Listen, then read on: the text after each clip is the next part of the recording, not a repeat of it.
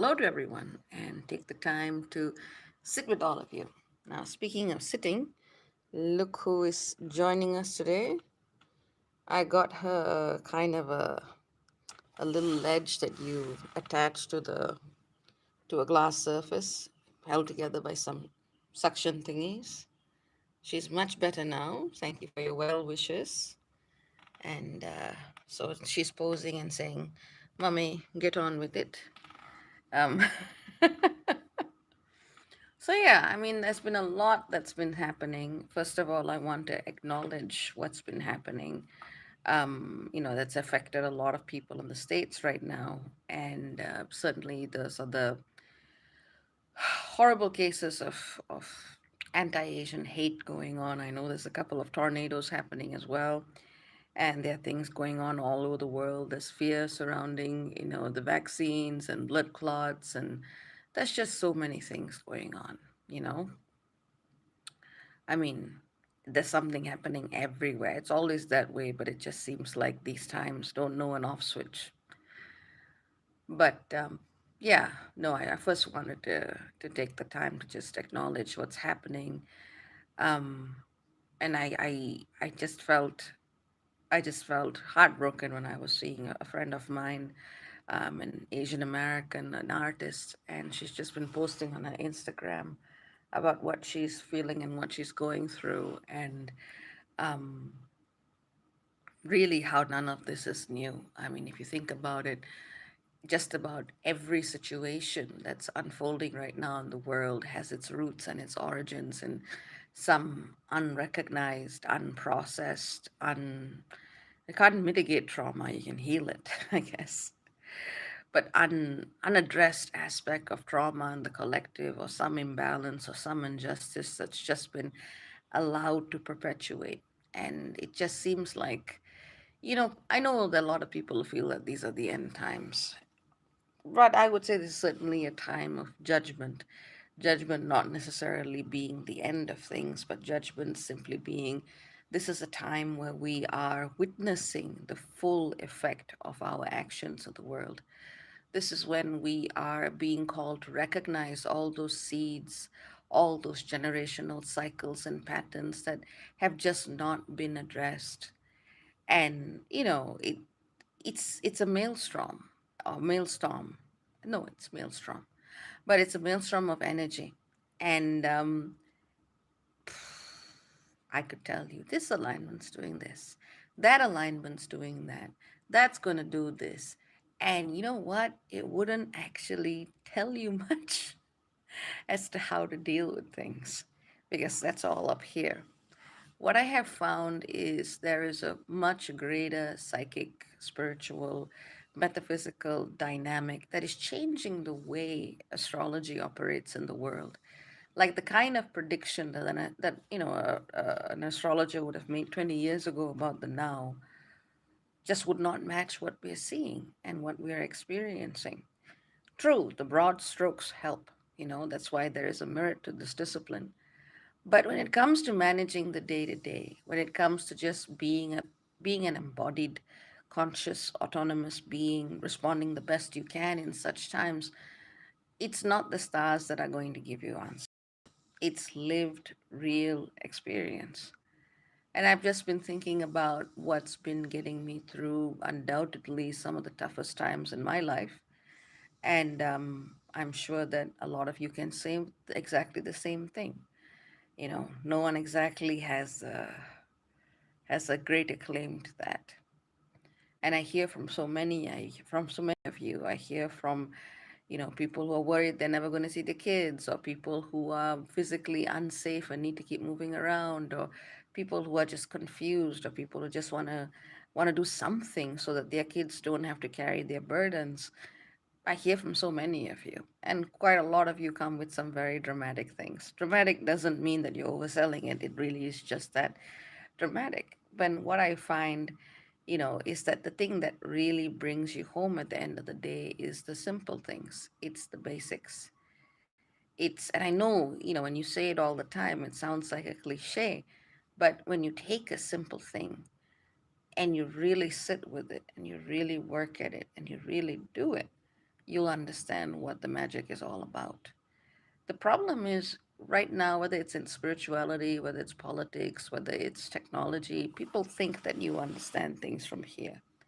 And they think that if you understand a concept, you've mastered it. And they think that if you can name it, if you can label it, you've already transcended it. And that's not really the way it works. If anything that this time of pandemic has taught us is that this is not who we are. I think, therefore I am does not work. It works maybe if you're a humanistic philosopher, mathematician, and you're trying to make a claim onto some conceptual space in the world, obviously referring to Descartes. But it's not the way you actually work it in the here and now. It's I am. There's no thinking, there's no feeling, there's no prerequisite, there's no process that can simply substitute that experience of being the I am. And I know that when people say, they use the phrase I am consciousness, they try to do meditations, they try to equate being the I am for each one, the I is different but the same. It's a different discussion. It tends to be like, no, you have to, it's almost like when you watch an anime, you see these superhero beings, making these declarative statements. It's like, a trumpet blazing and blaring into the void, into the abyss, trying to create a space for itself. And that's not what I am consciousness is about either. A leaf falling from a tree, as gently and as quietly as it is also saying I am. A stream minding its own business, or even the dog barking outside right now is doing its own version of I am. My cat sleeping next to me is doing its own version of I am. And none of these need to be accompanied by great metaphysical insight.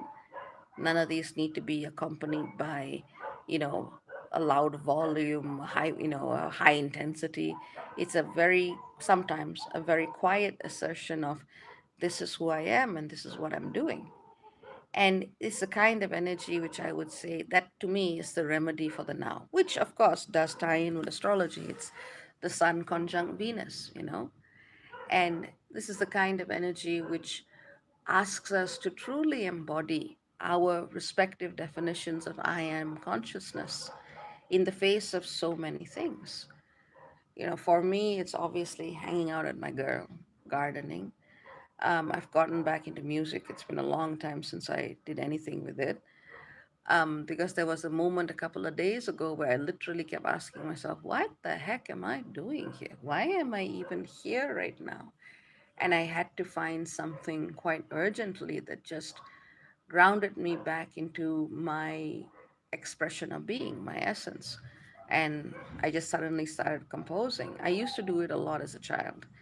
But unfortunately, I met a lot of critical, negative, harsh, judgmental people in my life. Not the kinds who actually, teach you things that help, but the kinds that just put you down because they're quite intimidated by what you can do. So, I always sort of had a raw talent for music. So I started doing that, and that's actually brought me a lot of peace. And it's also brought a lot of clarity because it's the kind of energy that, yeah, these dogs are seriously giving you a message today.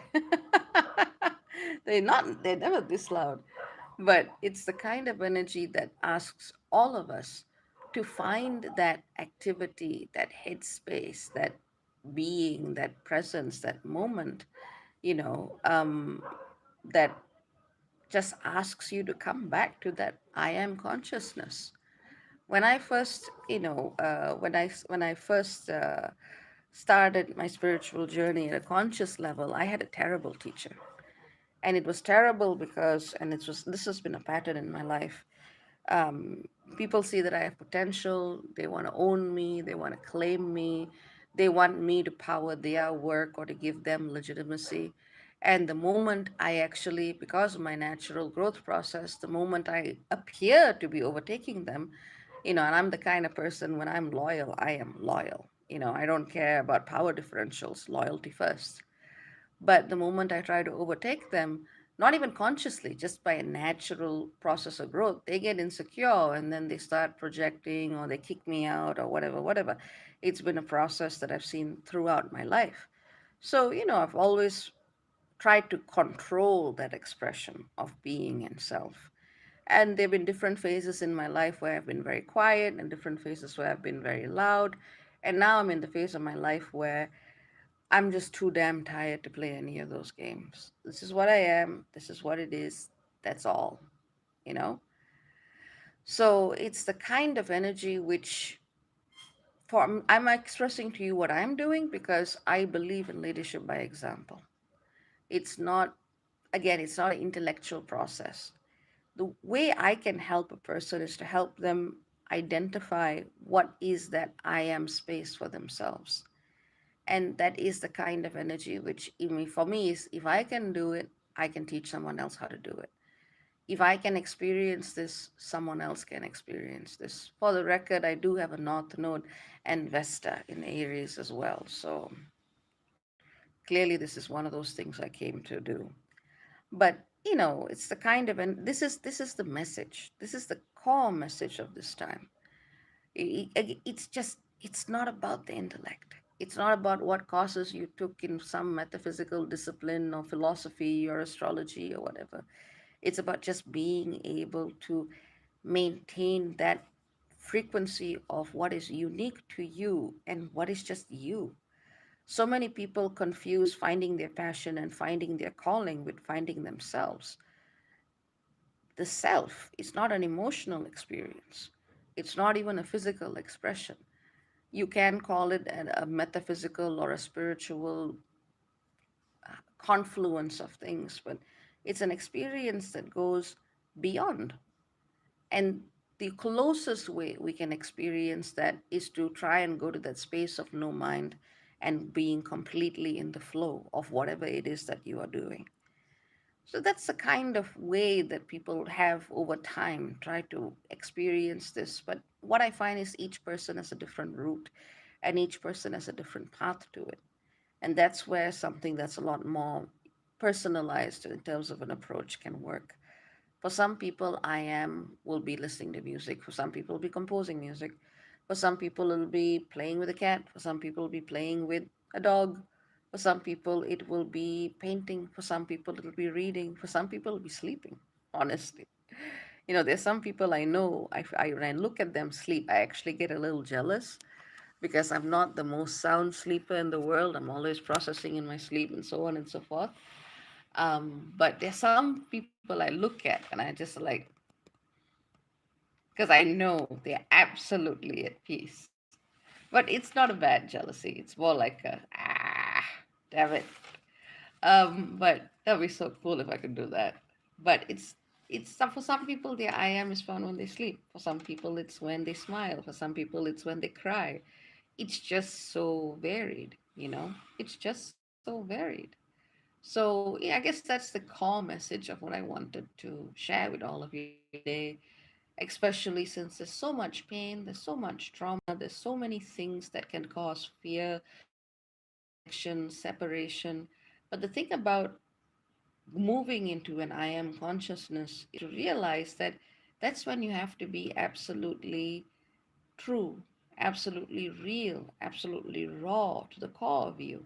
And that's when you will know more about yourself and about how you treat those around you.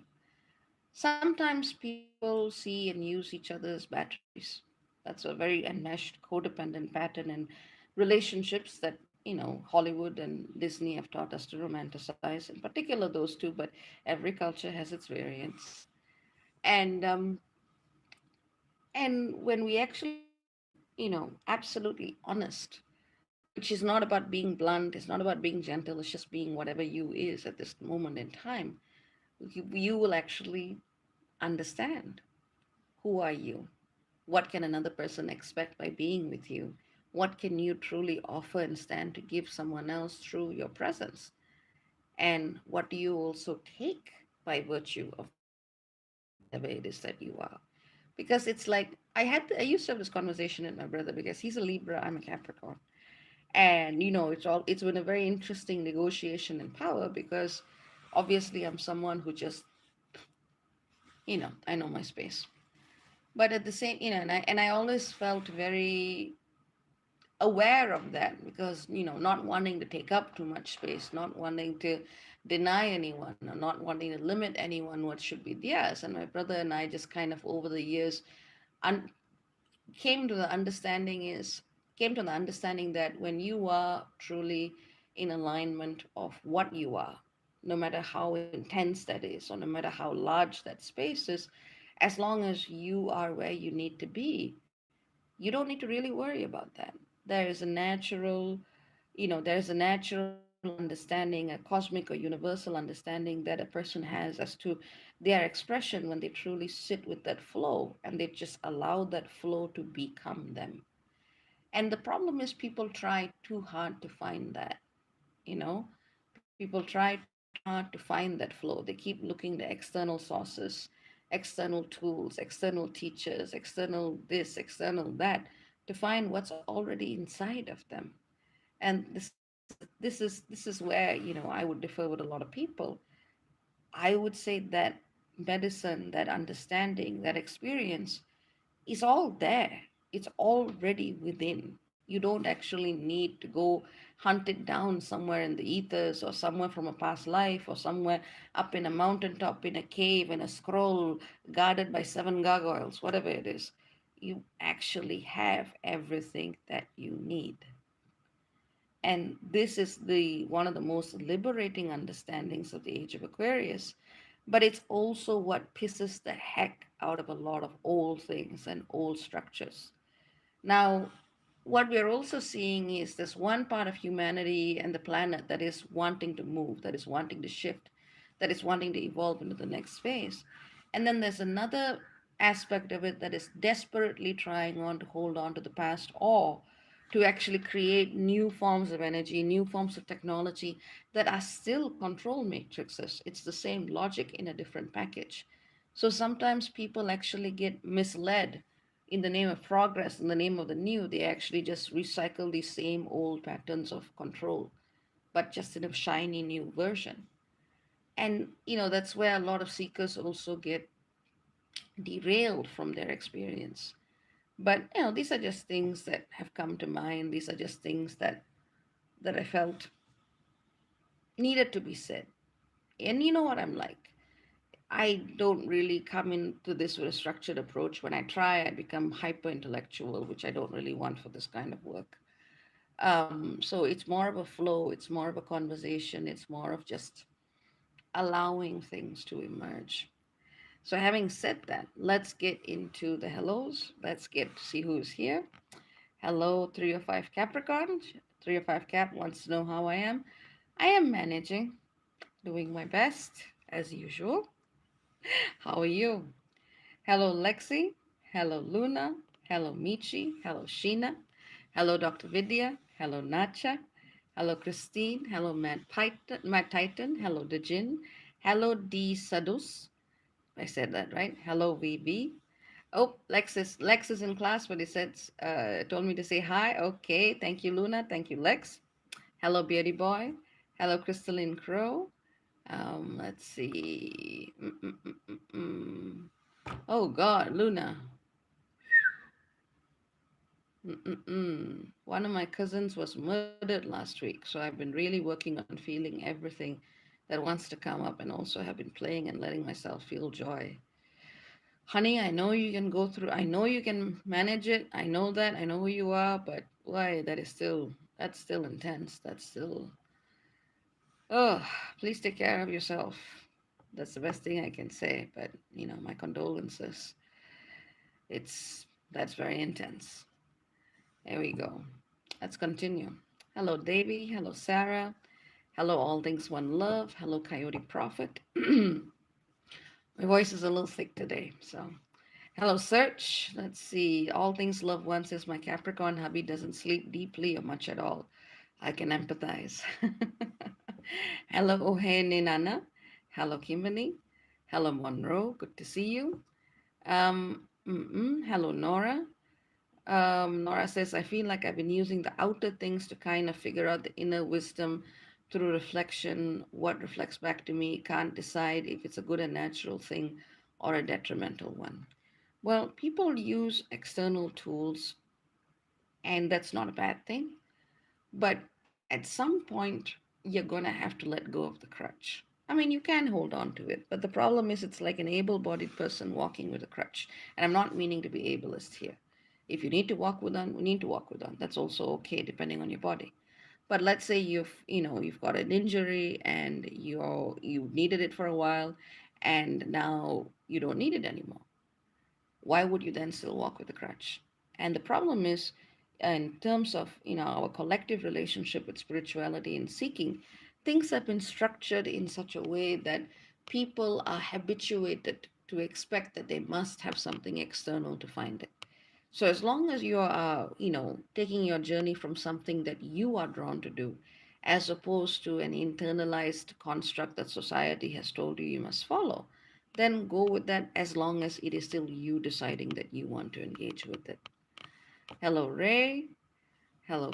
Hello, it's Kels. Hello, Lantern Hill. Hello, Pirate Cat. Hello, Sky Blue. Yeah, Luna says it is really heavy. I appreciate you. Likewise. Hello, Marisol. Hello, Marinette.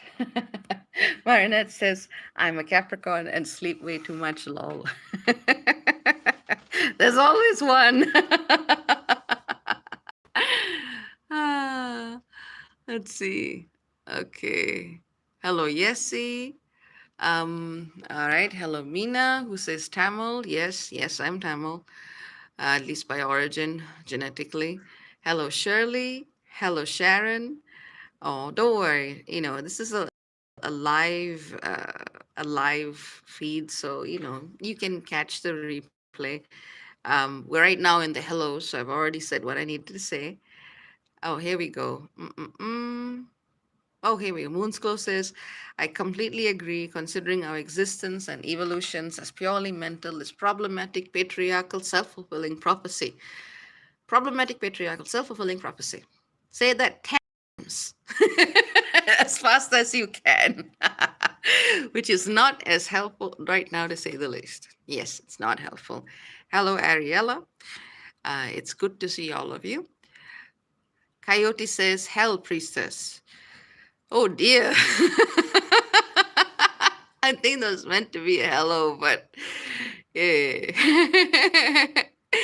Bibi says these past few months have been weirdly crazy. They have been, my friend. They have been.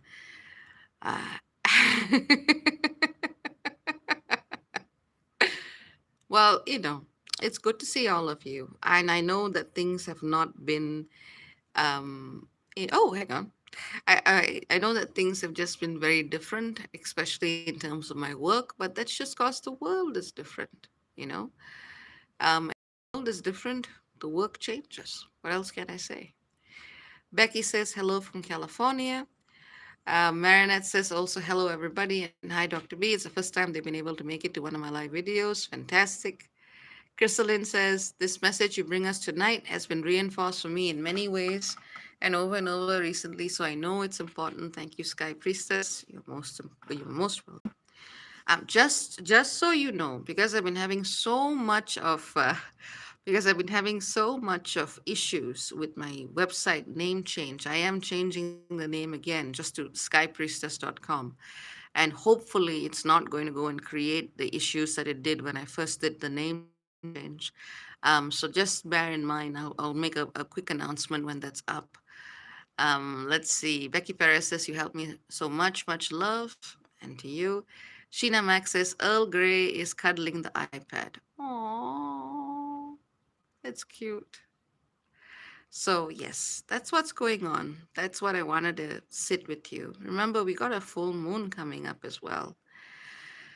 Ah, that's going to be interesting. And I guess we're going to need all of this I am consciousness and all of this I am awareness to make the best of this full moon that's going to be occurring. In fact, since I've got you and I've got the laptop in front of me, let's just have a quick looky-loo at that. Looky-loo being a technical term. Where are you? So the full moon, just looking at it real quick, will be occurring on the 28th of March in terms of universal time at 1848, so 6:48 p.m. It'll be at 8 degrees of Libra, opposite the Sun at 8 degrees of Aries, and Chiron also at 8 degrees of Aries. So this full moon is going to be opposed Chiron and Venus, which is going to be all about this existential insecurity, all about this need to actually look at the self as the medicine rather than the source of pain. And our relationships are also going to be very important in this, because the more we are ourselves, the more our relationship will have to evolve.